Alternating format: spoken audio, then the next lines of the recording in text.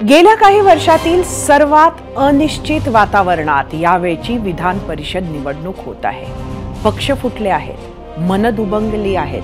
कोणता आमदार कुणाकडे आहे किंवा कधी कुणाकडे जाईल कोणीही निश्चितपणे सांगू शकत नाही अशी स्थिती आहे।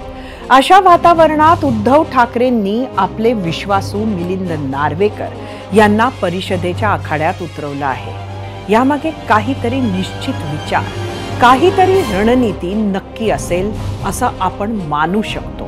तसं नसतं तर उद्धव ठाकरेंनी झाकली मूठ 1.25 लाखाची ठेवली असती। लोकसभेच्या निकालानंतर महाविकास आघाडीचा विश्वास वाढला आहे।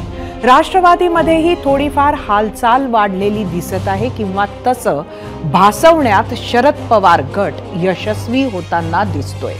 तिरुपती ट्रस्ट असो किंवा मुंबई क्रिकेट असोसिएशन, मिलिंद नार्वेकर यांचे सर्वच पक्षांशी विशेषतः भाजप सोबत मधुर संबंध आहेत। एमसीएची निवडणूक तर राष्ट्रवादी आणि भाजपने एकत्र लढवली होती आणि त्या पॅनलमध्ये मिलिंद नार्वेकर होते हे आपल्यापैकी बऱ्याच जणांना आठवत असेलच। या सगळ्याचा फायदा क्रॉस वोटिंगसाठी मिलिंद नार्वेकरांना होईल असा कयास बांधला जात आहे।